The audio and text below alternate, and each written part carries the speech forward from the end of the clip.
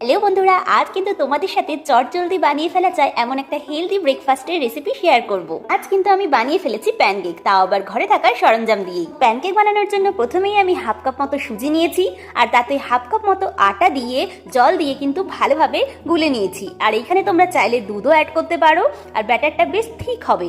আর এখানে আমি একটা কলা দিয়ে আরও ভালো করে খানিকক্ষণ গুলে রেখেছি। ব্যাটারটা বানিয়ে আধা ঘন্টার জন্য রেস্টে রাখলে খুব ভালো হয়। আর এইদিকে কড়াইয়ে কিন্তু আমি 1 চামচ ঘি দিয়ে ভালো করে ব্রাশ করে নিয়েছি। ঘিটা দিলে খুব হেলদিও হয় আর খেতেও বেশ ভালো একটা টেস্ট আসে। বলে রাখি, এখানে কিন্তু মিষ্টির জন্য আমি চিনি ব্যবহার করেছি।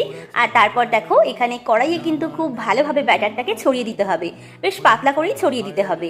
আর তারপর খানিকক্ষণের জন্য আমি ঢাকা চাপা রাখবো। 5 মিনিট ঢাকা চাপা রাখলেই দেখো একটা পাশ কত সুন্দর কালার চলে এসছে। আরেকটা দিকেও খানিকক্ষণ রাখবো আমরা চাপা দিয়ে। ও আর কি, মিডিয়াম ফ্লেমে কিন্তু 7 থেকে 8 মিনিটের মধ্যে এই প্যানকেকগুলো রেডি হয়ে যাবে। তো তোমরাও জলখাবারে বা বাচ্চাদের লাঞ্চ বক্সে অবশ্যই কিন্তু বানিয়ে ফেলো এই প্যানকেক। এটা ভালো লাগলে অবশ্যই লাইক এন্ড শেয়ার করতে ভুলো না। Thanks for watching my friends.